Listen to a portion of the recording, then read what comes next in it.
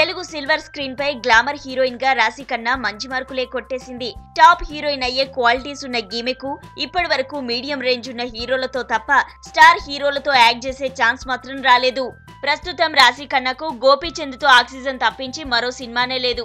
ఇటువంటి టైంలో ఈమెకు రామ్ చరణ్, సుకుమార్ కాంబినేషన్ లో తెరకెక్కే మూవీలా రెండో హీరోయిన్ గా యాక్ట్ చేసే ఛాన్స్ వచ్చిందని చెబుతుర్రు. మైత్రి మూవీస్ వాళ్ళు నిర్మించే ఈ సినిమాను ఈ నెల 30 తారీఖున కొబ్బరికాయ కొట్టి మరీ షురూ చేస్తుండ్రట.